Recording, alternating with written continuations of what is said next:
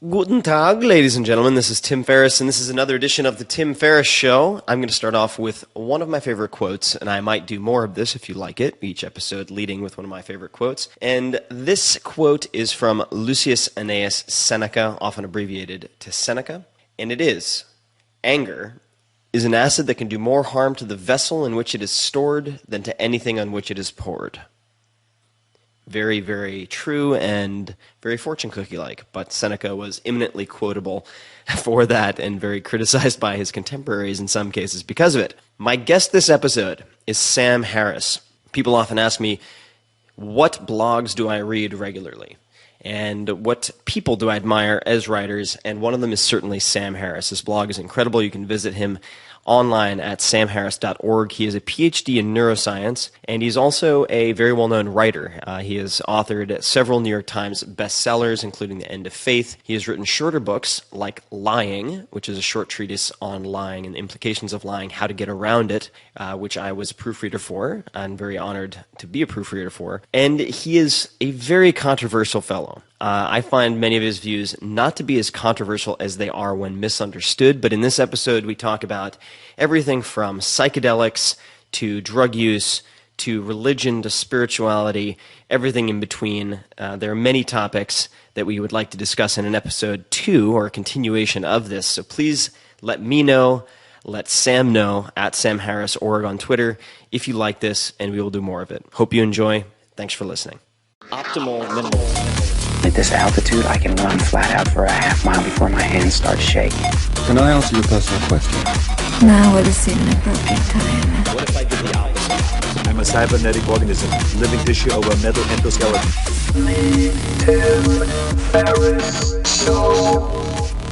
Sam Harris, my good man, thank you for coming on the show. I appreciate it. Thanks for having me. Yeah, congratulations on the podcast. Thank you. Thank you very much. I was trying to turn back the clock and figure out how we first met or connected, and I couldn't figure it out. I was actually hoping that you could tell me. Do you recall offhand how that came to be? I think we met in a bathroom at the TED conference.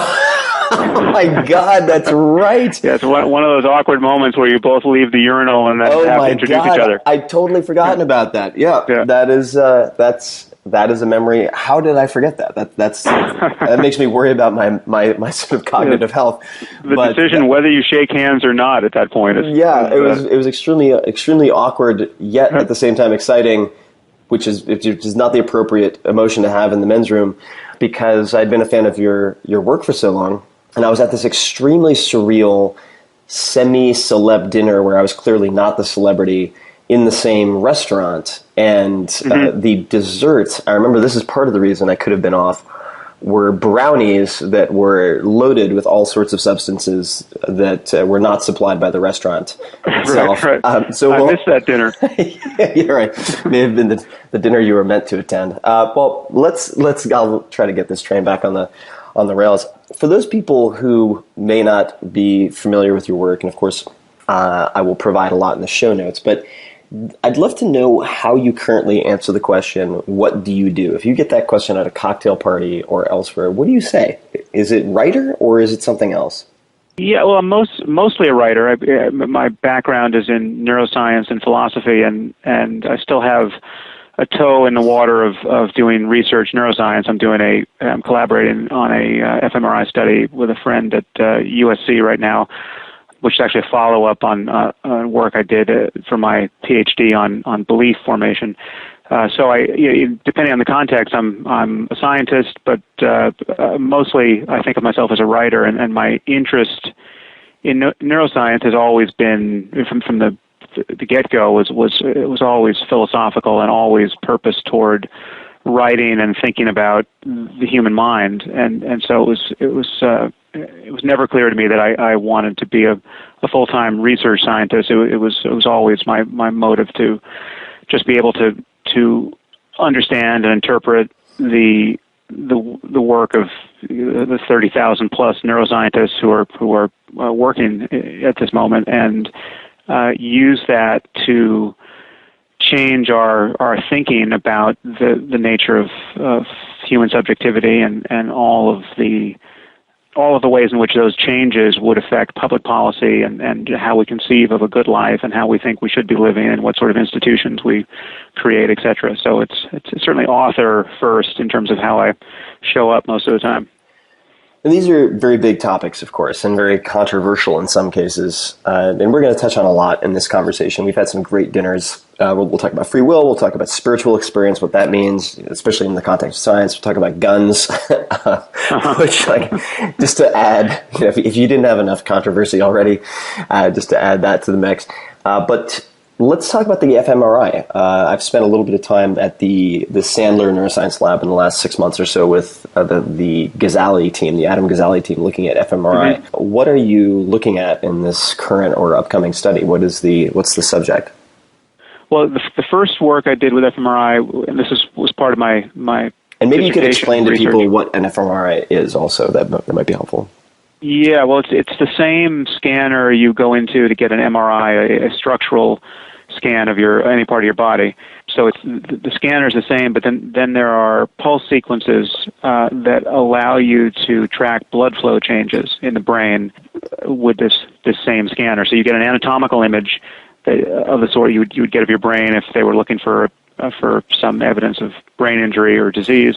But then you can get a statistical map of blood flow changes in more or less real time, and blood flow changes track to a first approximation neuronal changes in neuronal firing. So where neurons get more active, that real estate calls for more blood, and there's a bit of a time lag, but this method of observing changes in neuronal activity in the brains of healthy thinking people is pretty well validated at this point, and it gives you a clearer picture of what's going on in the brain than a similar method of functional tracking like EEG that people are probably familiar with, where you're just getting electrical changes at the surface of the scalp.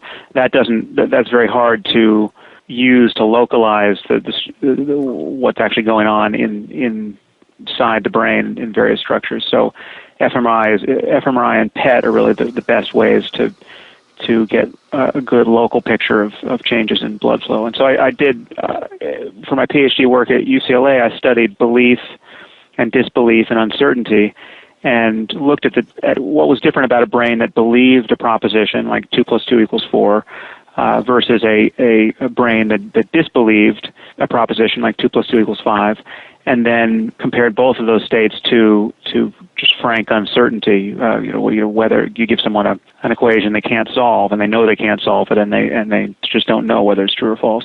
And I did that across many different domains of thinking. It wasn't just math; it was ethics. It was a person's autobiography. It was geography, and I think we had 8 categories. And then we did a follow-up study where we had selected our subject pools to be atheists or devout Christians, and we looked at religious belief versus ordinary beliefs, and found that religious belief was very much like any belief. So to believe that you're sitting on a chair or that you're in San Francisco, it had something important in common with the belief that Jesus was born of a virgin, etc. Because which was really my hypothesis going in, that we have this one mode of representing reality in our thoughts, and we do truth testing on those linguistic propositions, and it requires very different kinds of processing to judge whether a mathematical statement is true versus an ethical statement, like torturing kids is wrong. Obviously 2 + 2 = 4. To parse that and to parse a statement about torture, those are very different operations upstream in the brain, but there's a kind of downstream area where they get accepted or rejected as true or false, and we found this to be in the ventromedial prefrontal cortex, kind of midline in the front of the brain. And so we're now doing a follow-up study on belief, where we try to change people's beliefs in real time. Wow. and look at which is what it is to actually have your beliefs successfully changed, and what it is to fight that evidence and argument and hold to your beliefs despite counter evidence. so that we're in process on that. So you're looking at the sort of physiological markers of someone being persuaded or not persuaded. Yeah, and the resistance and involved. we're doing it with beliefs that for which we would think they would have no real strong commitment, and beliefs that we know they're going to hold to tenaciously. So just to look at both sides of that. Have you, and I would imagine you might have, but have you looked at the methods used to beat polygraphs? And it's traditional, if you want to look at it that way, sort of lie detector tests?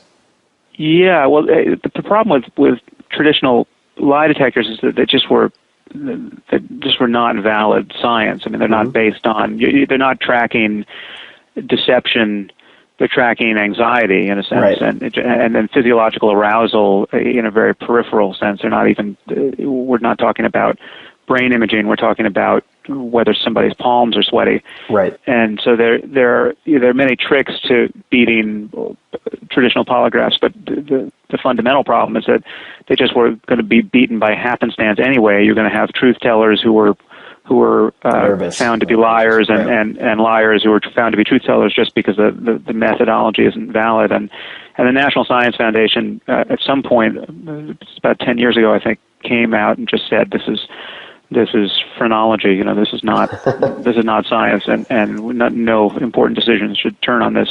But I think we are ultimately going to have lie detectors that we judge to be valid. I think there's no special problem in figuring that out. And if you had a belief detector, which to some extent we already do, to some degree based on the work I did for my PhD, you do have a de facto lie detector, because if you can tell what somebody's believing, you can tell whether they're representing their beliefs honestly.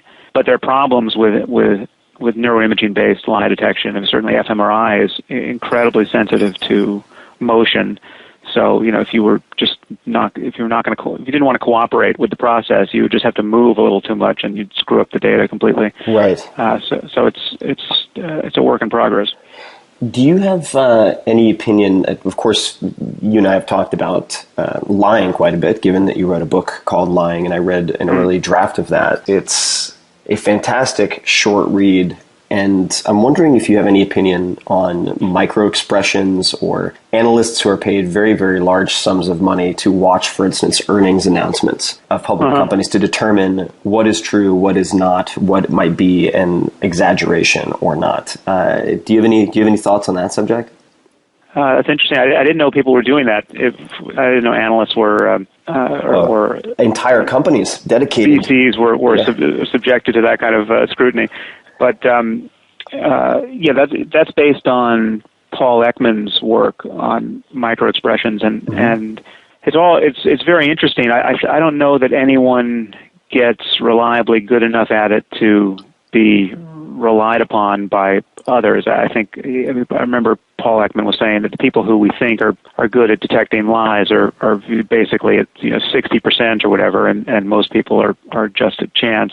And I think there are a few exceptions, but in terms of what microexpressions can get you, I think we're going to do much better with technology, and even just facial recognition technology. I bet computers beat people now. I mean, that's just a hunch. I haven't actually followed that work, but if they're not beating people now, they're eventually going to beat people, I would expect. But what you really want more than the facial display of emotion is you want to understand the neurophysiology of deception and just propositional knowledge, is what someone knows and what they are representing, and when those two diverge. And we have that to some degree. So there's a graduate student in the same lab I did my PhD work in who just grabbed my data a couple years after I acquired it and did a more sophisticated analysis on it. What was called a machine learning analysis, where they could look at the single trial level. So what happens with fMRI work is that you're looking at aggregated data, many trials and over many people. But if you have the right statistical tools, you can look at a single question and a single person and see whether you can differentiate belief from disbelief, for instance. And this woman, Pamela Douglas, found that she, with something like 95% accuracy, could tell whether a subject believed or disbelieved a proposition in my paradigm. And my paradigm wasn't even set up to make that particularly easy to do. But those machine learning techniques allow us to do that, and I think that's only going to get stronger, that effect. And at a certain point, we'll all know that we have mind-reading machines in some basic sense. There may be ways to foil them, but it's if you're thinking about a blue house, I say blue house, and you have to think about it. You kind of helplessly think about it on some level. Just the mere understanding of the phrase "blue house" has gotten something into your head, despite your best effort. You can't pretend you haven't understood these words, and that is reflected in areas of your brain that are going to be. They're reasonably easy to discriminate now, but at a certain point, I'm quite confident we'll have a machine which will. You'll be able to say what phrase did he just hear, and it's going to kick out blue house, and it's going to kick it out for you, and it's going to kick it out for me, and that's mind reading. That's amazing. That could have some incredible, just as a language learning fanatic, that could have some incredible applications for communication, let alone thought detection. Yeah. I want to take a step back. I love talking about this stuff, but there's so many subject areas that the neuroscience touches upon, that the science or the scientific method touches upon, but taking it down to an even more sort of fundamental level, what I'd love, because you and I both have the experience of being misquoted rampantly in the media, and or having the game of telephone where someone quotes you out of context and then something takes on a life of its own. What are the beliefs that you do hold that are the most controversial, and let's just say in the last several years, just so people coming into this who may be familiar with reading about you secondhand or thirdhand can get a baseline on some of the things that you believe that are very hotly debated. Right. This is across the board in all my work. We're not talking about neuroscience per se, right? No, this is across the board. Yeah. So because I've touched many different topics, which though there are connections, I see them more or less all of a piece. They can seem quite unrelated. So I've written about gun control. I've written a lot about the problem of organized religion and the conflict between religion and science. And so I'll just list the most controversial points. One that keeps coming up is my criticism of Islam, especially worried about Islam more so than other religions. And I've given my reasons for this ad nauseum. The problem in the current environment is that any focus on Islam is easily, not easily, but it seems to be everywhere, attacked as synonymous with bigotry and bizarrely synonymous with racism. So as though being Muslim we're being a member of a race. So the thing to tease out here is that the reason why everyone's confused on this point is that we have one word, religion, which covers this wide range of preoccupations. And it's not a very useful word. It's a word like sports, right. And so sports covers Thai boxing, and it covers shuffleboard or curling or what, so something that has basically no implication of violence or even physical fitness. And not to disparage curlers everywhere, but it's what do Thai boxers and curlers have in common apart from breathing? Not a whole hell of a lot, and yet they're both sports. And so if you want to get at what people are actually doing and the kinds of risks they're running and why they're running these risks and what sort of attributes you need to succeed at these various athletic tasks, you don't get very far just talking about sports. And the same is true with religion. And so we have the religion of Islam, and we have a religion like Jainism, which is Indian religion that doesn't have that many subscribers, but there's almost nothing in common between these religions except the fact that they both rely on faith in a way that I would argue is totally unjustified to make claims about the nature of reality. But the claims they make are quite different, and the moral attitudes they form on the basis of these claims are completely different. So the Jains, for instance, are truly nonviolent. This is the prototypical religion of peace, where the more extreme you get as a Jain, the less violent you become. So that you can't even kill insects. You worry about killing bacteria. The super extreme Jains wear wear cheesecloth over their mouth so they don't inhale a bug. They look at the ground continuously when they walk so they don't step on ants. I mean, they're obviously vegetarian, and they're just deranged by their commitment not to harm anything, no matter what.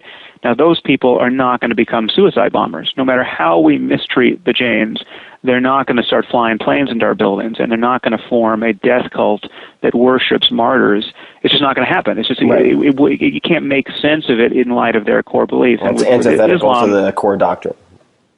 Yeah, and with Islam, by comparison, you have a doctrine of jihad, which really is a doctrine of holy war. You have a doctrine of martyrdom, which says that the only certain and swift way to get directly into paradise and be with Allah is to be martyred.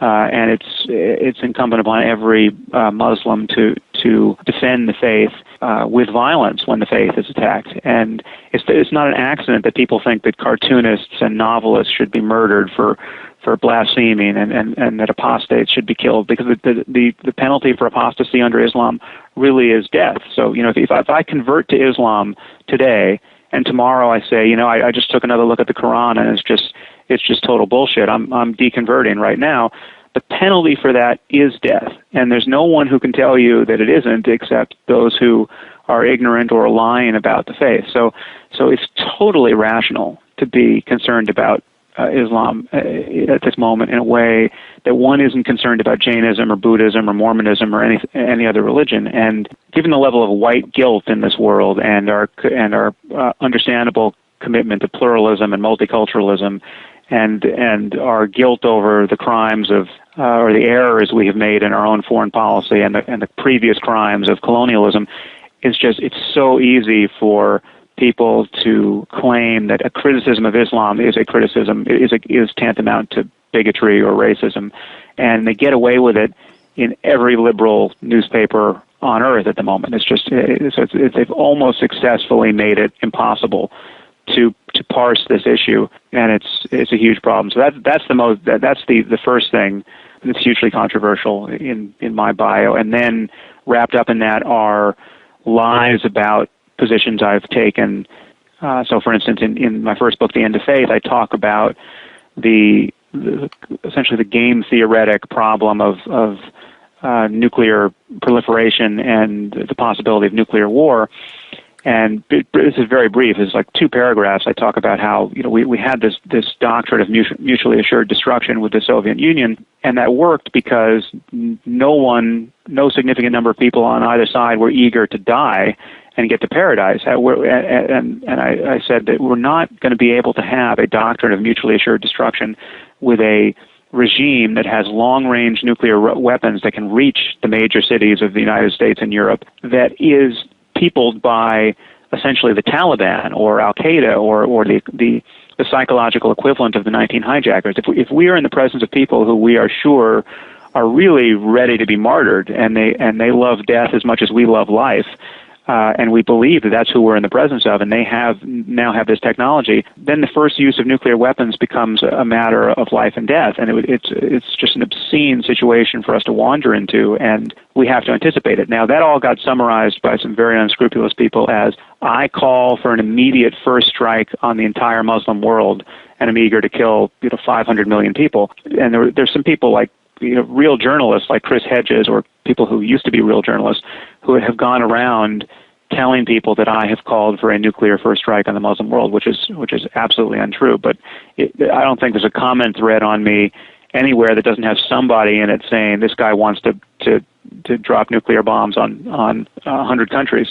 So in any case, it's frustrating in cases as someone who feels that they know you and at least has spent time with you. I feel like one of your gifts is being able to, in many cases, dispassionately and rationally judge the facts or the circumstances, and then come to conclusions that you might describe whether or not they are popular. And this makes you a target. And obviously, if it bleeds, it leads type of journalism will lead to mischaracterization, which is really unfortunate. There are many things that are sort of artfully omitted, like this was something I heard in the Joe Rogan podcast episode that I guess maybe one of several you've done, but your thoughts on Malala. So, I mean, I'd be curious to hear you just elaborate on that, because it's so often sort of omitted that, I mean, correct me if I'm wrong, but I mean, she was your pick for the Nobel Peace Prize. Am I right in saying that?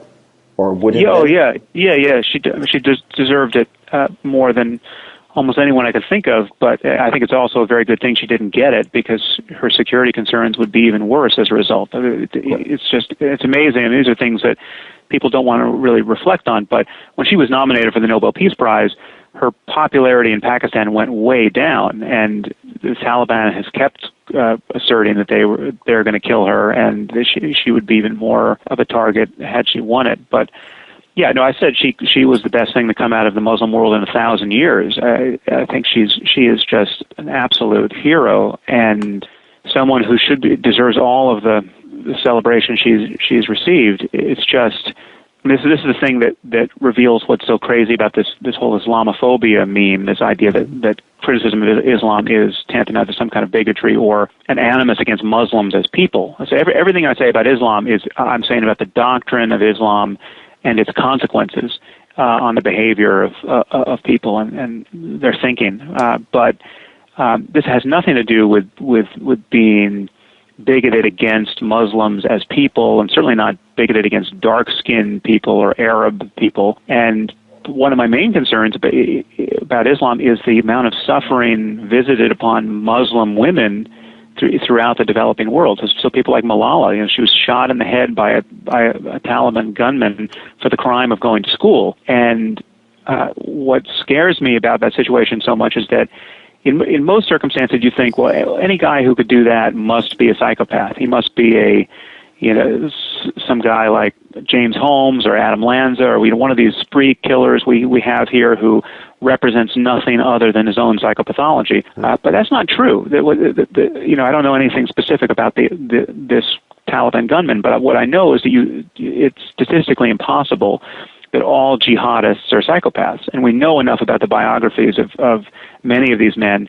to know that these are not low-functioning, depressed, suicidal people who have nothing to live for. These are, functionally, the quarterback of the football team decides he's got lots of opportunity in life, and he may have a degree as an engineer, but then he also decides that dying in defense of the faith and getting to paradise is the best use of his life, and oppressing women who essentially have no other purpose in life but to reflect well on the honor of their men.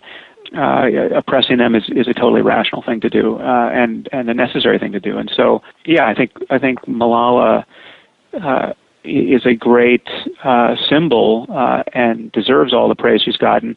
The reason why she is celebrated to the degree she is, however, apart from her obvious virtues as a speaker and a person, is that she has not repudiated Islam. She is Muslim and a believer, and still just a kid in many respects. But someone who's very much like her, who is often vilified on the political left, is my friend Ayaan Hirsi Ali, who's a Somali woman who emigrated to Holland, fleeing a forced marriage when she was 20. And very quickly learned Dutch and got a degree in political science and became a member of the Dutch Parliament. And there in Parliament fought for the rights of Muslim women living in Holland who were living with men who had imported all of these same practices of female genital mutilation and other forms of coercion. And her collaborator on a film, Theo van Gogh, was killed, and a note suborning Ayaan's murder was pinned to his chest with a knife, and she has ever since lived in essentially perpetual flight from theocrats who want to kill her, and also under the perpetual shadow of criticism from liberals who attack her as a bigot because she says, in very much in the same terms I'm expressing here, that there's a unique problem with Islam at this moment in history, that Islam is not just like every other religion. It is certainly not a religion of peace, and all of the oppression we see of women in the Muslim world is not an accident. It actually has a very strong scriptural foundation. For the crime of saying those things, I mean, as a woman who came from Somalia, who suffered herself female genital mutilation and has been running from bearded men who want to kill her, she still doesn't have the right to say that. You might have noticed that she was just invited and then disinvited by Brandeis University. She was offered an honorary degree, and then there was protest by a handful of Muslim organizations, and they disinvited her and removed the honorary degree. Our liberal institutions are getting bullied by theocrats under the guise of political correctness and multiculturalism, and it's really it's depressing. So if you take this, I mean, I've observed this particularly, for lack of a better description, I mean, sort of the people who are most worried of being labeled racist themselves, sort of liberal white males, are the first to dogpile on people, almost in a new form of like McCarthyism, to label others racist, which is sort of the ultimate cop-out in terms of character assassination in a lot of ways. And what is if we take that behavior, which is becoming very, very common, and that it then becomes this horrible sort of self-perpetuating phenomenon where people are more and more disinclined to speak out against things they think to be wrong for fear of being labeled a racist or whatnot. If this sort of trend continues unabated, like, where does that take us? I mean, where do you think that's going to end up? Where it's like, all right, you can't, no cartoons, no this, no teddy bears, no, like, when you sort of extrapolate this out, if there aren't people who intervene to try to correct this sort of madness on some level, what happens? I mean, where do we end up? Well, to some degree, we've slid halfway there. I think we have, and I argued this at one point on my blog in a piece. I think the title was "The Freedom to Offend an Imaginary God," which got a fair amount of play at some point when it came out. Something that happened in the news, I now forget what, and I wrote about it there. And the point I made is that we actually have already forfeited our free speech on this topic voluntarily. I mean, we've just given it away with both hands. We technically still have free speech, but just think about, and the example I gave in this piece is, just think about the play, the Book of Mormon, and imagine trying to stage a similar play about Islam. I mean, what would have happened? So what happened with the Book of Mormon is that the Mormon Church wasn't happy with it, and the way they protested is they took out ads in playbill for the Mormon faith, right? Which is a totally cute, good-natured maneuver to try to trumpet the virtues of their religious bamboozlement in the context of its criticism in this play. But no one can seriously argue that we could stage that Trey Parker and Matt Stone could have staged a play about Islam, and when they put Muhammad on their cartoon, South Park, they put him in a bear suit. There was a bear, I don't know if you remember this, but there was a bear who was supposed to be Muhammad in a bear suit. And even that guy had to get taken off the air because of the security concerns raised at Comedy Central. So we have been successfully bullied into self-censorship on this topic. And it has a huge cost. I mean, when the Danish cartoons were published, there was not a magazine in the United States who would publish them except for one, the Free Inquiry, which is this tiny atheist magazine. And that was removed from the stands at every I think that was Borders at the time in the country. So, and television stations wouldn't show these cartoons. No one could see how benign these cartoons were, because in all the controversy about them, we wouldn't show the cartoons to ourselves because we were so afraid of the consequences. And yet, they were genuinely newsworthy, because the thing to have recognized about those cartoons is they were totally benign. I mean, these were the most boring cartoons anyone's ever seen, and yet people were being killed in dozens of countries over them. There were literally riots and embassy burnings and We have this crazy double standard where we have politicians saying that no, this has nothing to do with Islam. Islam is really a religion of peace.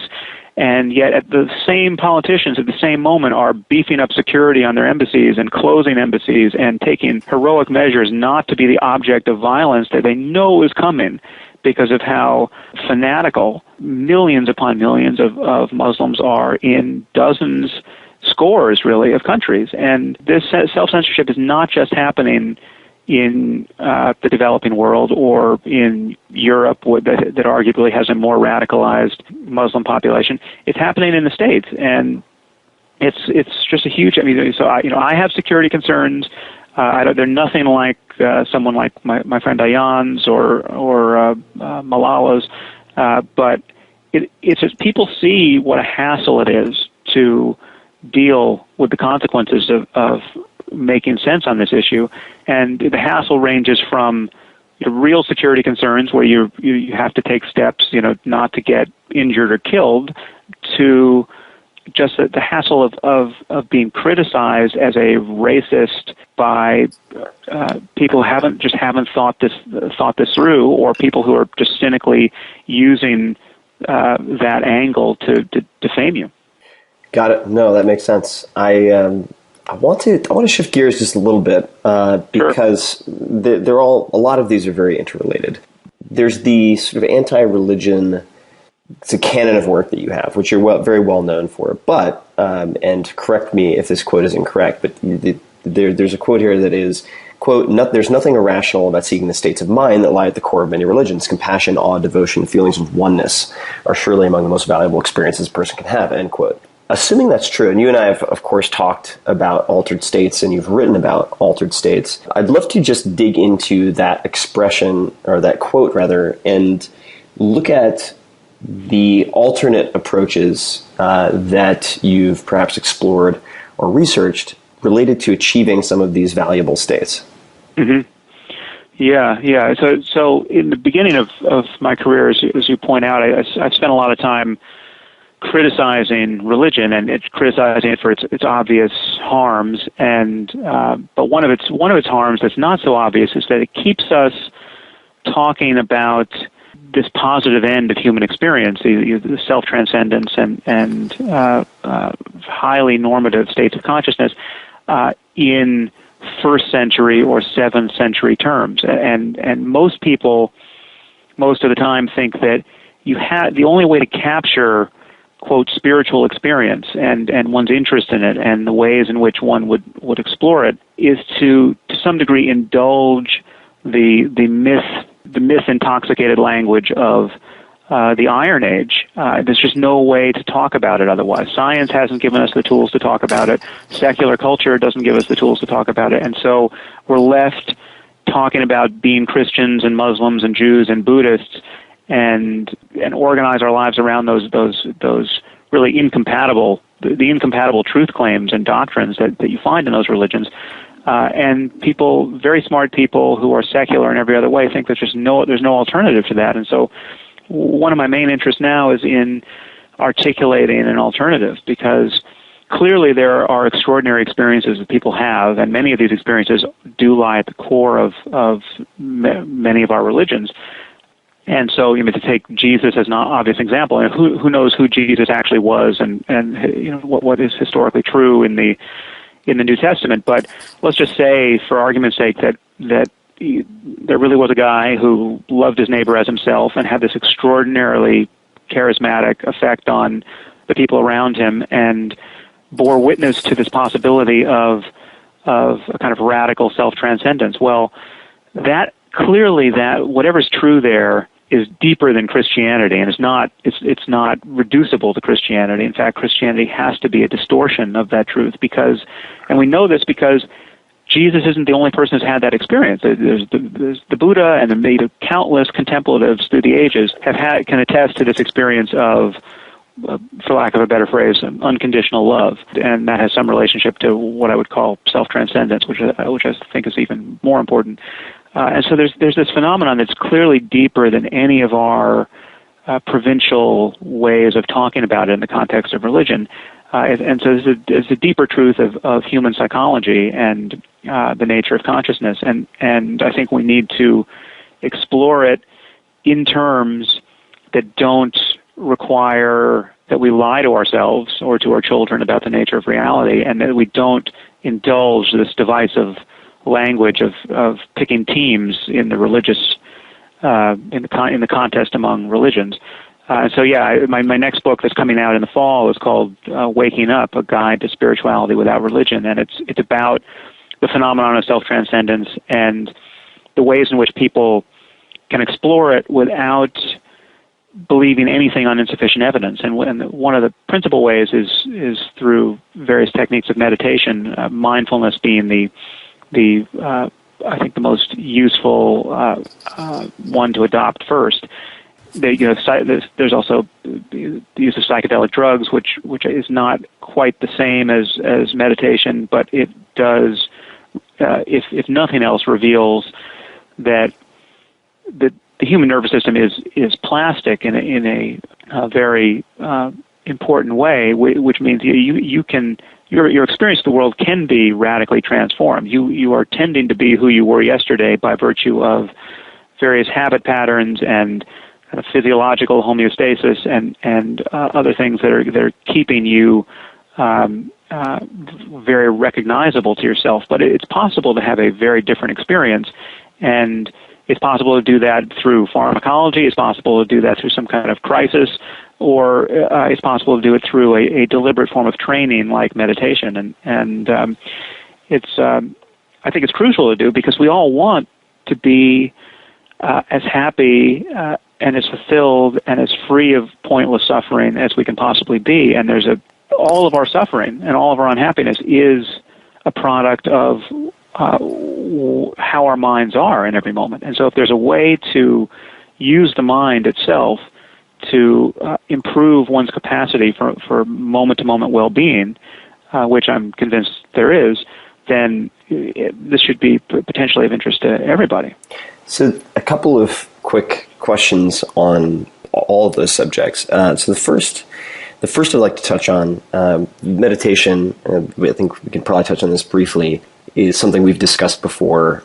You, along with many other people who are high performers in their respective fields, have recommended meditation. So I have been meditating, partially in thanks to your influence for some time now.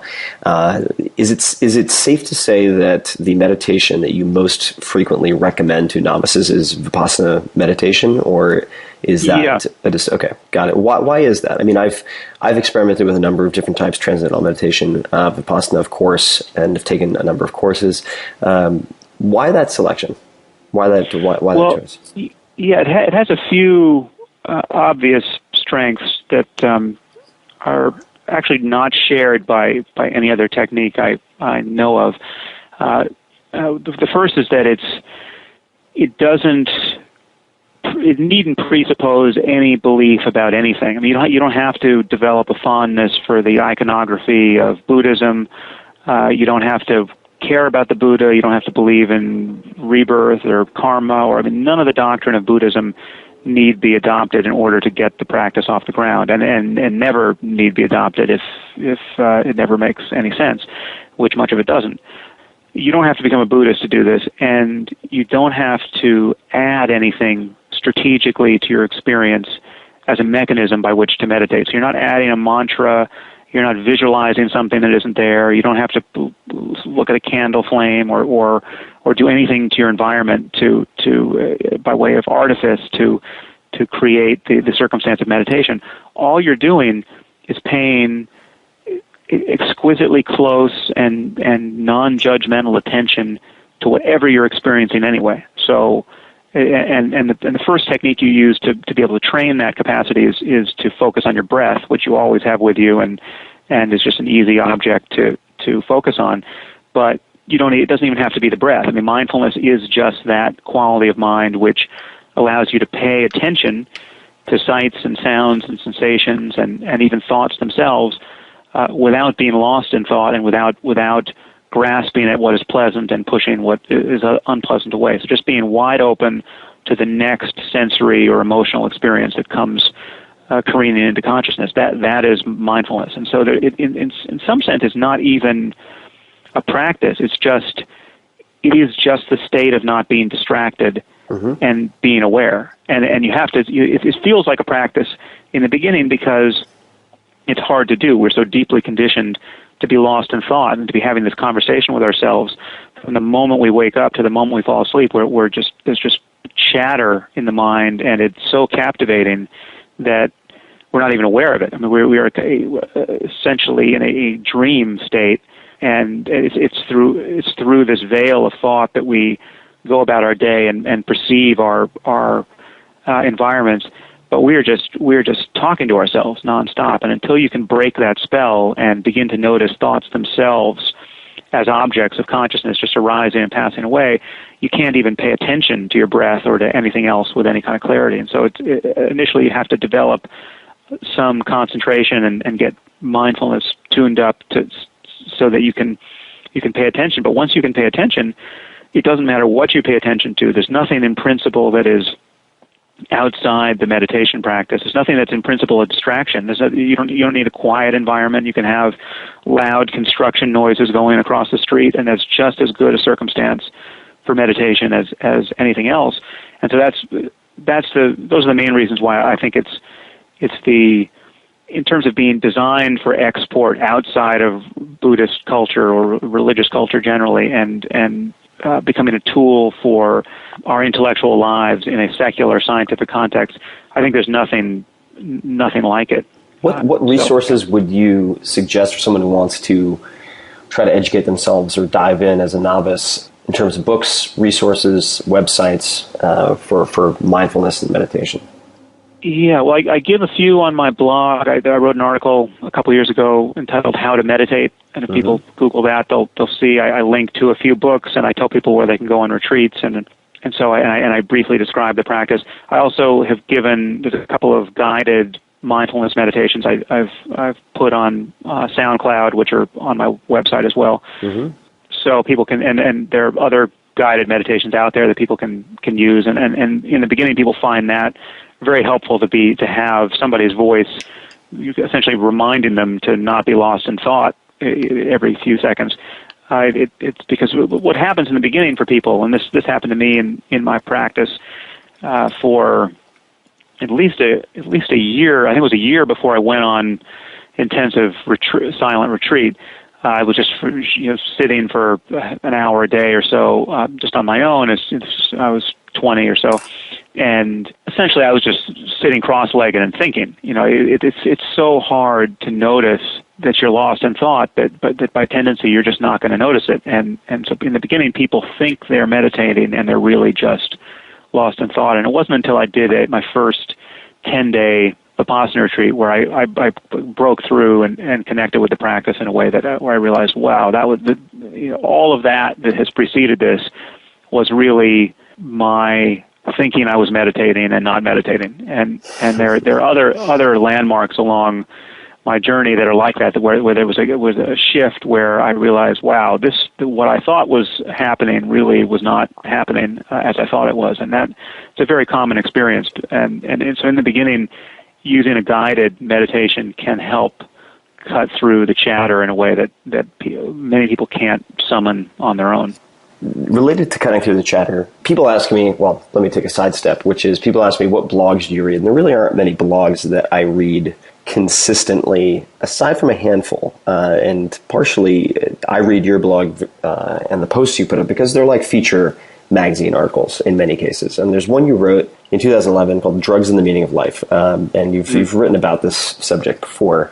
I have found certain hallucinogens in particular to be very therapeutically valuable for cutting through the chatter and sort of turning that off and bringing present state awareness to you in a very high definition way when used responsibly. And of course, as you point out in this piece, it's not to say that everyone should take psychedelics, but I'd be curious to know one of the lines here that needs to be read in context, of course, but I have a daughter who will one day take drugs. Of course, I'll do everything in my power to see that she chooses her drugs wisely, but a life without drugs is neither foreseeable nor, I think, desirable. And then you obviously go through sort of how you might guide her to view these different subjects.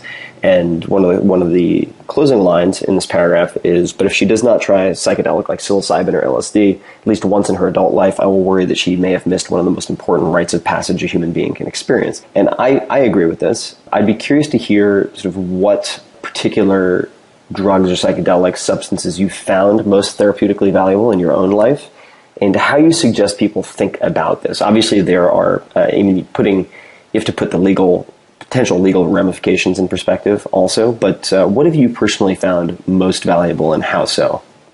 Yeah, well, again, you found another paragraph where I was happy to court controversy, saying that I'll be disappointed if my daughter doesn't drop acid. But the caveat here, and it's the caveat comes out several times in that piece, is that which everybody should read in full. I'm not trying to pull anything out of context. I just don't want to read the whole thing to them now. I stand by every word, but there are a lot of words in there, and the caveat really is that I have an increasingly healthy respect for what can go wrong on psychedelics, and wrong in a way that I think has lasting consequences for people. And so, I mean, there's a lot that can go right with psychedelics, and to some degree, I think they're still indispensable for a lot of people. They certainly seem to be indispensable for me. I don't think I ever would have discovered meditation without having taken, in particular, MDMA, but MDMA and mushrooms and LSD all played a role for me in unveiling an inner landscape that was worth exploring. I mean, but for that pharmacological advantage, I think I was just my consciousness was such that I looked inside, I saw nothing of interest, and that's sort of the end of the conversation. You tell me that there's something profound to witness about the nature of my own mind, I don't see it. I just want to get on with the next thing in the world that seems fun to do or seems likely to lead to my success. Or I just was, a skin encapsulated ego who was just trying to get on with life and succeed, and thought he was very clever, and didn't have the contemplative tools to see much of anything when he paid attention. And so that's the situation that many people are in, and many smart people are in that position. So I'm constantly meeting scientists and philosophers and highly articulate people who spend a lot of time thinking about the nature of the human mind. And when I talk to them about meditation or really any of these philosophical issues for which an ability to pay attention to the nature of your own consciousness is an advantage. So it's something like free will or the nature of the self or the possibility of self-transcendence. I'm meeting people who have, as far as I can tell, no ability to notice their inner lives. It's people who, some of them seem simply not to have inner lives, but these are people who are very much the way I was when I was 18 and before I had had any experience with any of this.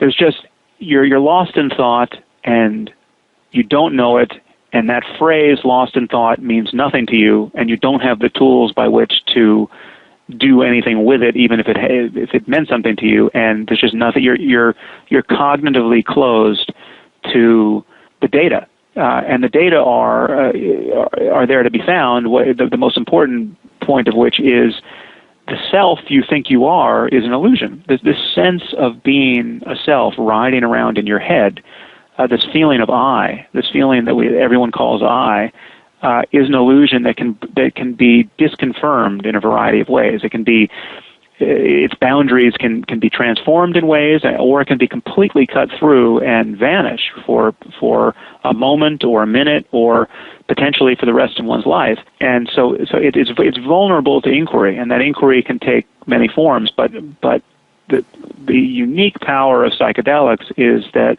whether or not there's a unique power and there's a unique liability. The unique power and liability is that they are guaranteed to work in some way. And this is a point that Terence McKenna always made. And right. Terence McKenna was a huge booster of psychedelics and a very articulate one. And he poo-pooed any other spiritual methodology, meditation and chanting and yoga, anything else that people brought to him, saying, well, can't you kind of get the same benefit without drugs? And his point was, well, you teach someone to meditate, you teach them yoga, there's no guarantee whatsoever that something's going to happen. They could spend a week doing it, they could spend a year doing it, who knows what's going to happen, they may just get bored, and they're going to wander away from this thing not knowing that there was a there. If I give you, 5 grams of mushrooms or 300 micrograms of LSD and tell you to sit on that couch for an hour, you are guaranteed to have a radical transformation in your experience. It doesn't matter who you are, this freight train of significance is going to come bearing down on you, and we just have to watch the clock and know it's going to happen. And that's a fact. But so that's the advantage, because you're guaranteed to realize at the end of that episode that it is possible to have a radically different experience than you tend to have.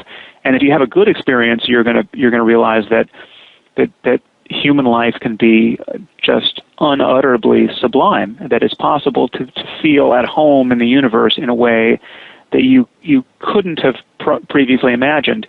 But if you have a bad experience, and the bad experiences are every bit as bad as the good experiences are good, you will have just this harrowing encounter with madness, and it's as pathological as any lunatic who's wandering the streets, raving to himself and completely cut off from others. You can have that experience, and hopefully it goes away, and in virtually every case it does go away. But it's still rough, and it still has consequences for people. Some of the consequences are good. I happen to think that it gives you a basis for compassion, in particular for people who are suffering mental illness that you couldn't otherwise have. But it's not an experience that I'm eager to have again. And so I haven't. My healthy respect for the power of psychedelics has led me to not take many for many years. And it's been years since I've taken anything, and my use tapered off in my 20s when I got into meditation and was spending more time on retreat and beginning to feel that I was getting kind of hitting the center of the bullseye with meditation in a way that I was certainly not guaranteed to with psychedelics, that I basically stopped using everything and just practiced meditation. But there's no question that I wouldn't have become sufficiently interested in meditation but for the experiences I had on LSD and MDMA in particular. Have you had any experience with DMT or ayahuasca? I haven't. I've always DMT is the one thing now that would be tempting, because I haven't done it, and it has such a short half-life. The whole trip is it's something like 10 minutes long. Yeah, so if not shorter, 5 to 10 minutes. Yeah, it would be tempting, but I haven't done it. And what about you? Have you done either? I have tried DMT, which I believe is dimethyltryptamine, which is sometimes, if I'm not mistaken, referred to as the spirit molecule. It's become an area of research, although some of it might not qualify as what you would consider research. I'm very fascinated by DMT. My experience with it was unique, not terrifying, and I'd like to actually come back to the fear component. It was a very manageable experience, complete physical and psychological disassociation, where there was just, for me at least, pure whiteness. It was just pure white and extremely acute hearing. Now, what element of that hearing was actually external stimuli, and what component of that was a hallucination, I can't say. It was a good experience. I don't feel compelled to repeat it, and I'm sure you've had those experiences. Ayahuasca, in the more extended sort of ceremonial context, is something that I do have plans to experience, and I'll report back when I have more to report. But I found that, at least for me, the form factor of the substance, of course, has an impact on your experience, and that can be related to the ritual or the process of consuming it, but it can also be pharmacological in so much as I drink yerba mate tea very often, and became a huge fan while I lived in Argentina. But I don't typically consume, say, the cold, ready-to-drink yerba mates or the pre-bagged yerba mate that you steep as you would a normal cup of tea. I go through the process of putting the chippings, if you want to call them that, into the gourd with the sticks and everything, and I sip it over a period of hours, and I feel like the biochemical effect is very different from, say, mainlining it by chugging 16 ounces. And I felt like the DMT was the kind of crack cocaine version of the ayahuasca experience. And so I've noticed for myself, at least, that a slightly longer period of time using, say, higher dose, 5 to 9 grams, and that's a very personal thing. Obviously, I'm not a doctor, don't play one on the internet, but as a reset with psilocybin has a huge persistent therapeutic effect for a period of months in some cases. And I'm hoping to get that from ayahuasca in a way that I did not with the 5 to 10 minute DMT experience. So that's where I currently stand, but I'd be curious to know if you have any opinions on how someone can decrease the likelihood of having a horrifying, negatively life-impacting experience with hallucinogens. And I mean, I've been of the thought for a while now that lucid dreaming could provide some degree of rehearsal and practice with separating reality from irreality, or sort of objective truth from that which you're creating in your own mind, to give you a slightly greater degree of comfort when you go into a psychedelic state. Whether or not that's true is of course up to debate. But do you have any thoughts on what characterizes the people, aside from some type of latent psychosis or split personality disorder? What can someone do, or what should they do prior to a psychedelic experience to minimize the likelihood of having a hugely negative experience? It's something I really don't have an answer for that I'm confident in. I would just be parroting the standard advice about set and setting, and your mental set going in, and your physical setting, and your social setting are obviously do a lot to set the trajectory of any experience. But there's a lot of uncertainty in there, and I've had experiences where my set and setting seemed perfect, and I just got catapulted into hell for reasons that I never understood, and there's no way to go back and understand them. So and I've had absolutely blissful experiences under conditions that were more or less identical. What I did find, though, is that once I started having negative experiences, I continued to have them. So it's like the door to hell had been left ajar, whereas previously it just hadn't existed. I distinctly recall what it was like to hear about bad trips on LSD and to have no idea what that could possibly mean. I had done LSD maybe 7 or 10 times at that point, and this is again in my early 20s. I approached this, I was a very committed, serious, psychonaut in someone who's really doing this not recreationally, but really doing it to discover something about the nature of my own mind, and to get free of suffering that I couldn't really see otherwise getting free of, and so I at one point I was taking acid, I think, once a month. I was at an undergraduate at Stanford and was, on the side, basically reinventing the 60s for myself, and reading about Eastern philosophy, and I had just started learning to meditate. I hadn't yet gone on my first extended retreat, and I was taking, I used an isolation tank once, and I was really trying to, and I had virtually no guidance apart from books, and I was just trying to explore all of this. And I would say for my first 10 trips on LSD, there was not even the subtlest intimation of the possibility of feeling bad on this drug. I mean, I just got launched into an experience of just the most diaphanous and gorgeous profundity, where the world was just this shimmering reality bathed in energy, and I was a part of that energy, and all of the language of traditional mysticism made sense in a good way, without any of the dark night of the soul stuff coming in, and But then the first time, so just you picture it, going into each subsequent trip, you would think, well, now my set and setting have to be perfect, because my expectation is that I'm going to just recapitulate this perfectly sublime and happy experience. I'm taking the same batch of LSD. I've now got this down to a science in terms of where I want to be and who I want to be with while I do this, and so I'm in beautiful nature. I'm in Muir Woods, or I'm just alone in my apartment, listening to good music or whatever it is. But I'm safe, and there's nothing sketchy that's gonna set me off. And I've never had a bad trip, but there was some first trip that went haywire, and then subsequently, no matter how good the highs were in my subsequent trips, that there was always something where I saw, wow, it could have just gone sideways there, or did go sideways for some period of time.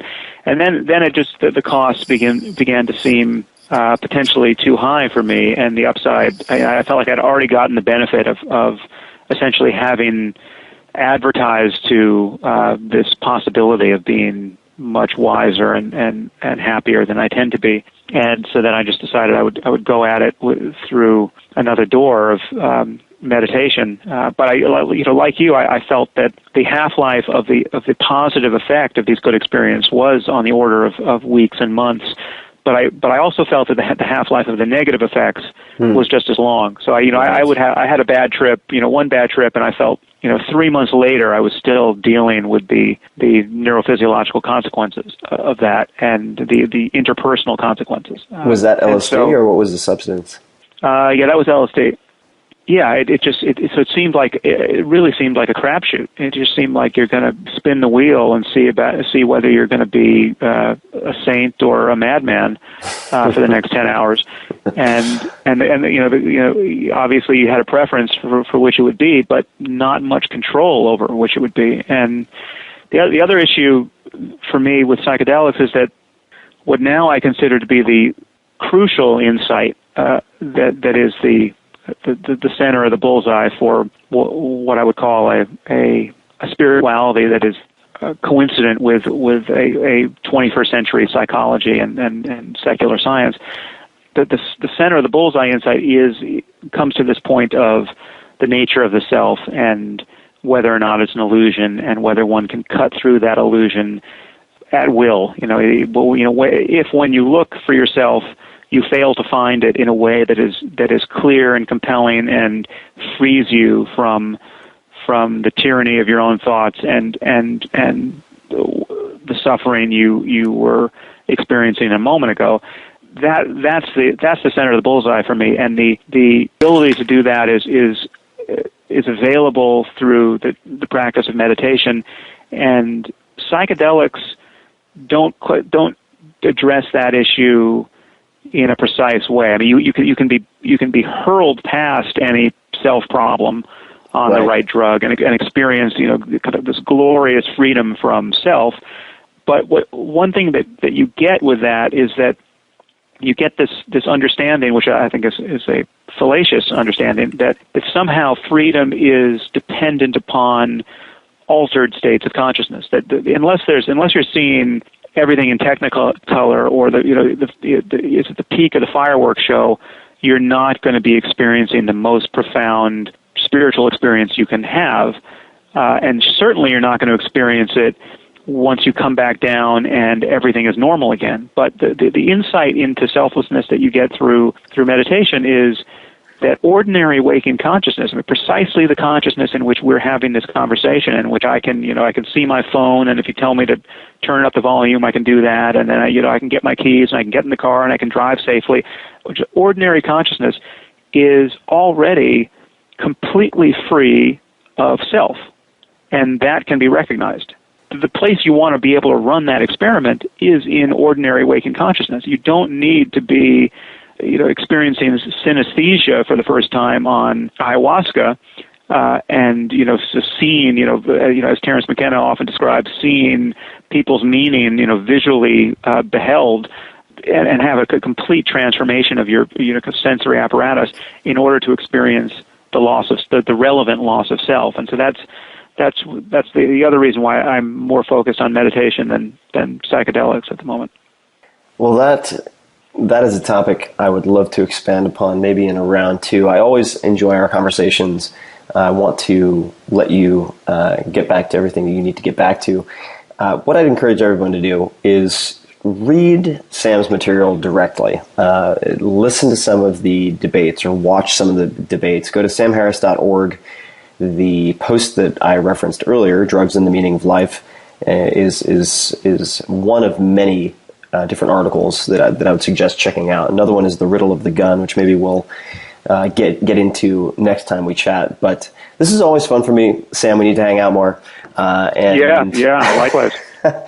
And let's have round two sometime. No huge rush, but it'd be fun to grab a glass of wine sometime in the near future as well. That'd be great. I look forward to it. All right, Sam. Well, thank you very much, and I'll talk to you soon. Yeah, take care, bro. Okay, bye-bye.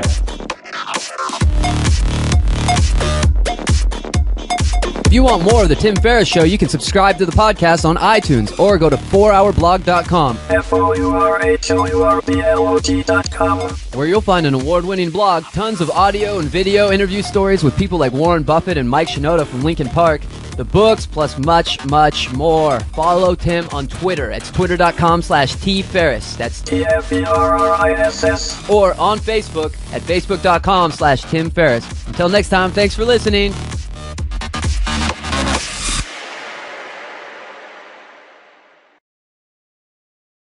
This method of observing changes in neuronal activity in the brains of healthy thinking people is pretty well validated at this point, and it gives you a clearer picture of what's going on in the brain than a similar method of functional tracking like EEG that people are probably familiar with, where you're just getting electrical changes at the surface of the scalp.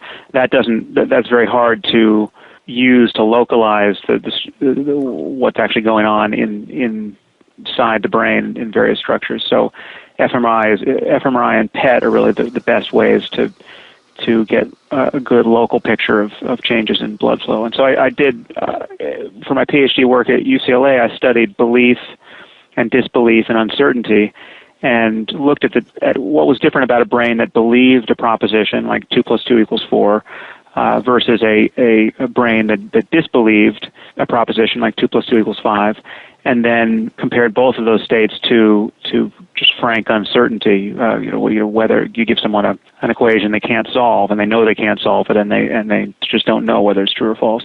And I did that across many different domains of thinking. It wasn't just math; it was ethics. It was a person's autobiography. It was geography and I think we had 8 categories. And then we did a follow-up study where we had selected our subject pools to be atheists or devout Christians, and we looked at religious belief versus ordinary beliefs, and found that religious belief was very much like any belief. So to believe that you're sitting on a chair or that you're in San Francisco, it had something important in common with the belief that Jesus was born of a virgin, etc., because which was really my hypothesis going in, that we have this one mode of representing reality in our thoughts, and we do truth testing on those linguistic propositions, and it requires very different kinds of processing to judge whether a mathematical statement is true versus an ethical statement, like torture. Guten Tag, ladies and gentlemen. This is Tim Ferriss, and this is another edition of the Tim Ferriss Show. I'm going to start off with one of my favorite quotes, and I might do more of this if you like it, each episode leading with one of my favorite quotes. And this quote is from Lucius Annaeus Seneca, often abbreviated to Seneca, and it is, "Anger is an acid that can do more harm to the vessel in which it is stored than to anything on which it is poured." Very, very true and very fortune cookie-like, but Seneca was eminently quotable for that and very criticized by his contemporaries in some cases because of it. My guest this episode is Sam Harris. People often ask me, what blogs do I read regularly? And what people do I admire as writers? And one of them is certainly Sam Harris. His blog is incredible. You can visit him online at samharris.org. He is a PhD in neuroscience, and he's also a very well-known writer. He has authored several New York Times bestsellers, including The End of Faith. He has written shorter books like Lying, which is a short treatise on lying and the implications of lying, how to get around it, which I was a proofreader for. I'm very honored to be a proofreader for. And he is a very controversial fellow. I find many of his views not to be as controversial as they are when misunderstood, but in this episode we talk about everything from psychedelics to drug use to religion to spirituality, everything in between. There are many topics that we would like to discuss in an episode 2 or a continuation of this, so please let me know, let Sam know at samharris.org on Twitter if you like this, and we will do more of it. Hope you enjoy. Thanks for listening. Optimal minimalism. At this altitude, I can run flat out for a half mile before my hands start shaking. Can I ask you a personal question? Now would seem an appropriate time. What if I did the opposite? I'm a cybernetic organism, living tissue over metal endoskeleton.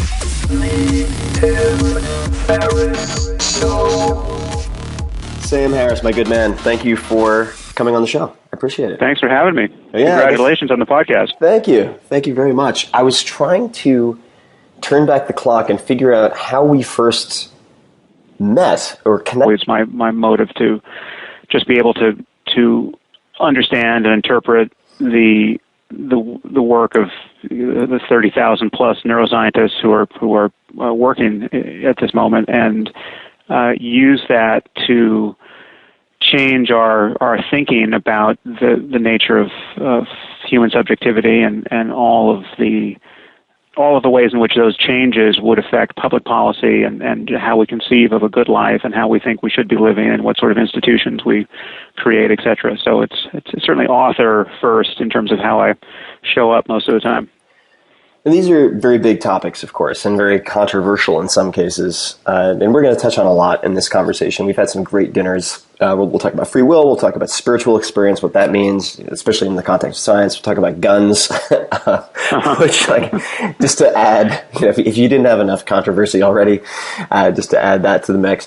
But let's talk about the fMRI. I've spent a little bit of time at the Sandler Neuroscience Lab in the last 6 months or so with the Ghazali team, the Adam Ghazali team, looking at fMRI. Mm-hmm. What are you looking at in this current or upcoming study? What's the subject? Well, the first work I did with fMRI, and this was part of my and maybe you could explain to research. people what an fMRI is also. That might be helpful. Yeah, well, it's the same scanner you go into to get an MRI, a structural scan of any part of your body. So it's the scanner is the same, but then there are pulse sequences that allow you to track blood flow changes in the brain with this same scanner. So you get an anatomical image of the sort you would get of your brain if they were looking for some evidence of brain injury or disease. But then you can get a statistical map of blood flow changes in more or less real time, and blood flow changes track to a first approximation neuron changes in neuronal firing. So where neurons get more active, that real estate calls for more blood, and there's a bit of a time lag, but the in kids is wrong. Obviously 2 + 2 = 4. To parse that and to parse a statement about torture, those are very different operations upstream in the brain, but there's a kind of downstream area where they get accepted or rejected as true or false, and we found this to be in the ventromedial prefrontal cortex, kind of midline in the front of the brain. And so we're now doing a follow-up study on belief, where we try to change people's beliefs in real time. Wow. And look at which is what it is to actually have your beliefs successfully changed, and what it is to fight that evidence and argument and hold to your beliefs despite counter evidence. And so that we're in process on that. So you're looking at the sort of physiological markers of someone being persuaded or not persuaded. Yeah. And the resistance. Yeah, and we're doing it with beliefs that for which we would think they would have no real strong commitment, and beliefs that we know they're going to hold to tenaciously. So just to look at both sides of that. Have you, and I would imagine you might have, but have you looked at the methods used to beat polygraphs and it's traditional, if you want to look at it that way, is lie detector tests? Yeah, well, the problem with traditional lie detectors is that they just were not valid science. I mean, they're not based on, they're not tracking deception. They're tracking anxiety in a sense, right. and then physiological arousal in a very peripheral sense. They're not even. We're not talking about brain imaging. We're talking about whether somebody's palms are sweaty. Right. And so there are many tricks to beating traditional polygraphs, but the fundamental problem is that they just were going to be beaten by happenstance anyway. You're going to have truth tellers who were found to be liars and liars who were found to be truth tellers just because the methodology isn't valid. And the National Science Foundation at some point, it's about 10 years ago, I think, came out and just said this is phrenology. This is not. And I couldn't figure it out. I was actually hoping that you could tell me. Do you recall offhand how that came to be? I think we met in a bathroom at the TED conference. Oh my God, that's right. Yeah, it's one of those awkward moments where you both leave the urinal and then have to introduce each other. I totally forgotten about that. Yeah. That is a memory. How did I forget that? That makes me worry about my sort of cognitive health. The decision whether you shake hands or not at that point is it was extremely awkward, yet at the same time exciting, which is not the appropriate emotion to have in the men's room, because I'd been a fan of your work for so long. And I was at this extremely surreal semi-celeb dinner where I was clearly not the celebrity in the same restaurant. And the desserts, I remember this is part of the reason I could have been off, were brownies that were loaded with all sorts of substances that were not supplied by the restaurant itself. Right. I missed that dinner. Yeah, you're right. May have been the dinner you were meant to attend. Well, I'll try to get this train back on the rails. For those people who may not be familiar with your work, and of course I will provide a lot in the show notes, but I'd love to know how you currently answer the question, what do you do? If you get that question at a cocktail party or elsewhere, what do you say? Is it writer or is it something else? Yeah, well, I'm mostly a writer. My background is in neuroscience and philosophy, and I still have a toe in the water of doing research neuroscience. I'm collaborating on a fMRI study with a friend at USC right now, which is actually a follow-up on work I did for my PhD on belief formation. So depending on the context, I'm a scientist, but mostly I think of myself as a writer, and my interest in neuroscience has always been from the get-go was always philosophical and always purposed toward writing and thinking about the human mind, and so it was never clear to me that I wanted to be a full-time research scientist. It was always